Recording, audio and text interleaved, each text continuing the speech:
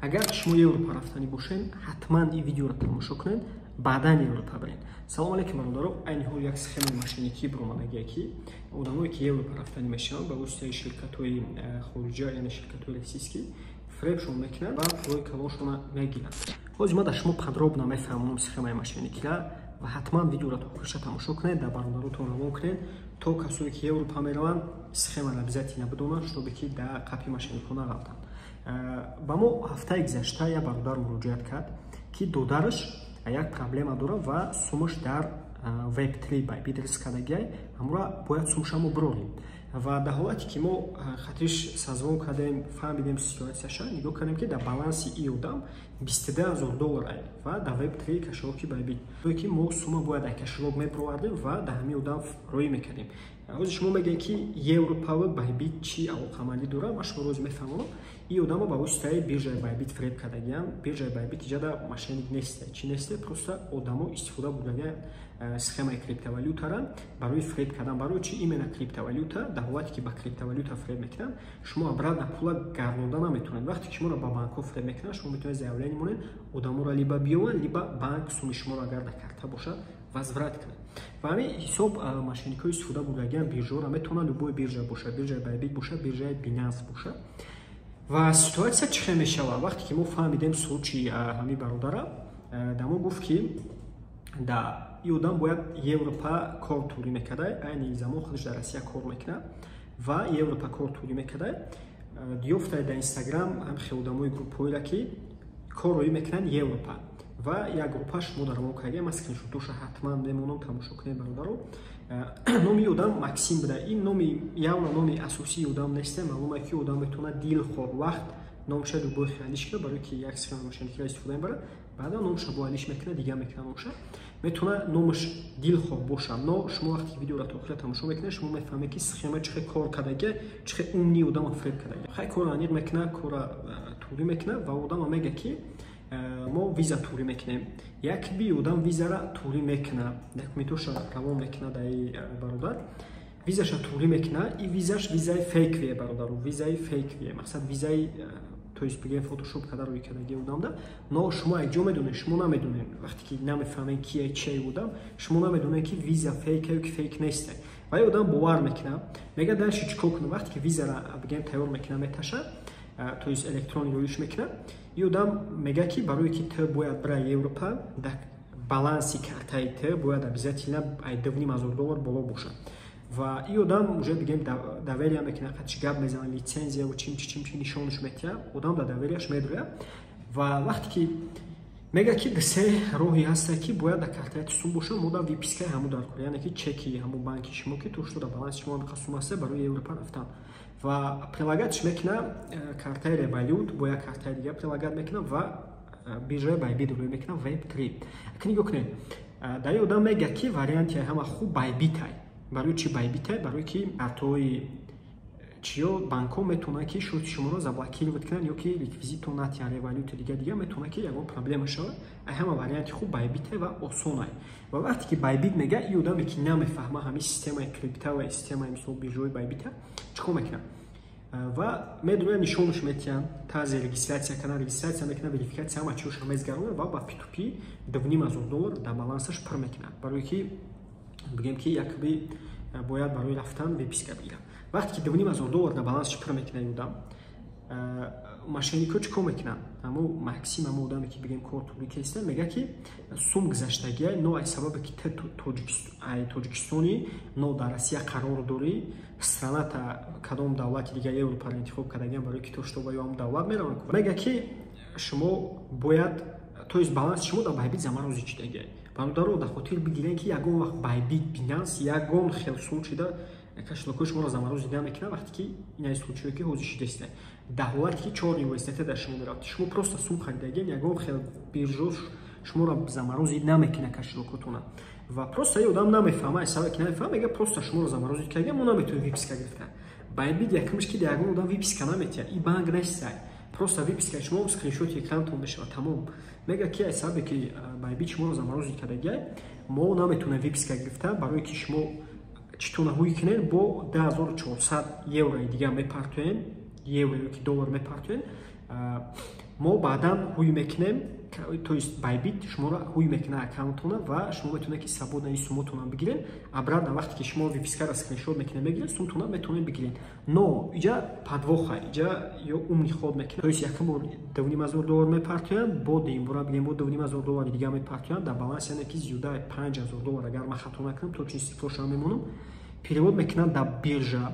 Нигоҳ кунед, биржа сумми шуморо намедизад бародар, просто одамо медизанд. Чӣ мешавад? Ва мега ки шумо бояд сумма дар Web3 перевод кунед. Барои чи Web3 вақте ки одам намефаҳма, любой намуд фребш мекунам. Web3 вообще ҳеҷ нест бародар, ин каширока. Дар шумо виписка наметия Web3.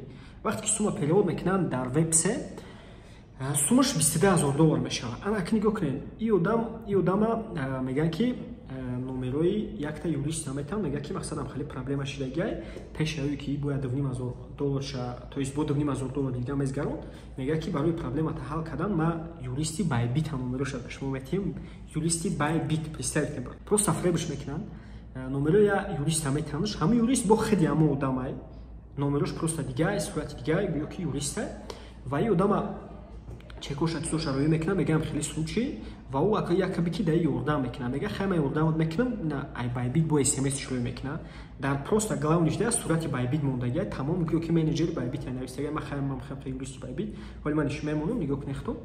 Ё дар Web3 сумма перевод мекунам, хати Максим, то есть хати юрист, баъдан дар баланси ӯ $22,000 пайдо мешавад. Мега ки хай мо харидем, ай сабе ки мисол та дига давлат се давлат мегирам нуша Россия Туркистон ам хекадаги сумити бисёр штага. Ана ку уже иҷада иодам чико мекуна автоматически хиёл мекуна ки сумаш зиёд шидагай. И бояд чико куна, бояд сум партия ва сумша бигирам. Бо меганаш ки та барои ки сума бигири сумити $22,000 шидагай, бо та комиссия мепартои. Бо чанд қа суми калони дига та бояд комиссия партои ва баъдан ин сум та бигири.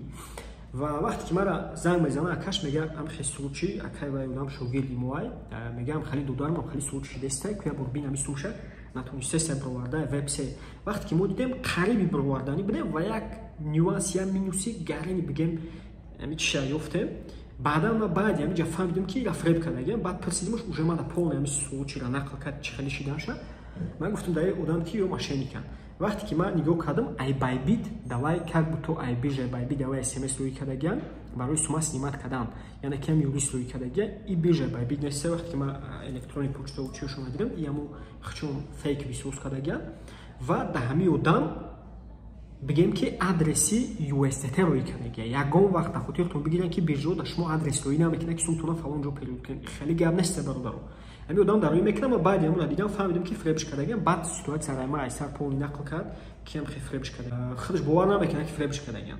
Мега не охи ма ҳама шанишо гуфтам бародар 100% фребай.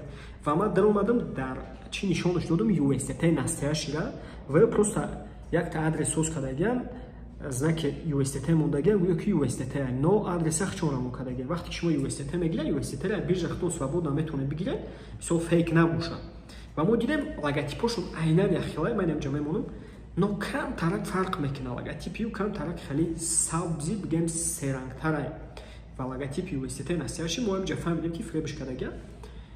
Ва бо агар ки муроҷиат намекардам, бо мумкин ки $4,000-5,000 дига мепартидам барои $22,000 гирифтам, в итоги $10,000 зиёд фреб мехӯрдам и бародармо. Ва вақте ки уже мо дидем бигем зиёдаи $5,000 фребш мекунад, и одам қарз мекунад. Одам қарз мекуна, аввал $2,500 худаш ҷамъ кардагиа дар Россия метия. Шумо представите кунед бародаро ки $2,500 ҷамъ кардагиа, кор кардагиа чанд моҳ да як мошенник мегира метияш, бо қарз мекуна, $180,000 қарз мекуна бо каси дига амхе. В общем бо $2,500 дига метияш. $5,000 ҳама одам дар тӯли мумкин ки як сол кор кардагиа, может мумкин як хело баъзеҳо зиёд кор мекунанд, як сол мумкин ки як хело дар ним сол кор мекунанд. Но гап дар он нест, но ба як гуфтям мақсаде ки сум коркана рафтагиай ҳами одама фреб кардия. Сабаби фреб хӯрдани ҳамида чия нофаҳмои нодонистан. Вақте ки бародаро да шумо хе случаё мешава, обязательно эҳтиёт кунед. У одамо любой хел шуморо ба дилхоҳ ҳолат метавонанд ки фреб кунанд. Ва ин ҳами одама $5,000 зиёдша фреб карда гирифтагиан. Дигар сума ман гуфтам шаки наметавонед ягон хе гирифта. Баъдан модат метавона бо дигар юристо буря ки тарам хе фреб кардагиан меёрдам мекунад ва ёша мошенникан ҳами одамо хичонанд бо дигар юристошон. Мақсад ки вақте ки шумо через крипта перевод мекунед, кор мекунед, бидунед ки сумтона шумо возврат карда наметавонед дар ягон случай. Барои хатар обязательно вақте ки намефаҳмед хубш ки бигем ки накунед, бипурсед бародаро, обязательно бипурсед. Ман медонам ки хеле случай якта неста, гарини бисёр, барои ки мо дар пеш бисёри бад муроҷиат мекардам. Агар ки дар шумо хеле случай боша, дар комментарий нависед, ман умедворам мемонам, метавонед ки дар мо алоқа бироед, мо бигем ки ҳам хеле случайра агар ки боша видео карда да бародаро пешниҳод мекунем, чтобы бинам бифаҳманд схемаи машинкира. Обязательно бародаро шумо видеоро поделиться кунед, группаҳо боша, агар ки ягон бигем каналотон боша, обязательно видеоро поделиться кунед, чтобы дигар бародаро бинанд ҳамин схемаи машинкӣ ки ҳаста бифаҳманд шуд ҳамин схемаҳо, чтобы ки инам хали бародаро мераванд солошна ки кор мекунанд дар фреби ҳам хи машинкиҳо нарафтанд. мо ашо ки ё видео кардагем, бисёр видео кардагем, но ин схемаша реально ма якум бор дидагем. мехостам ки шумо бидонед случайра, ма суратҳоро ҳатман мемонам амиҷа чекора, чтобы шумо бифаҳмед ки фейк неста, но нигоҳ кунед ки ҳам хеле случайҳо шуморо метавонанд ки фреб кунед бародаро. Иҷада байбит гуногор неста, иҷада просто одамо хичон умни худ кардагиан, через байбит истифода бурдагиан ва фреб кардагиан бародарора.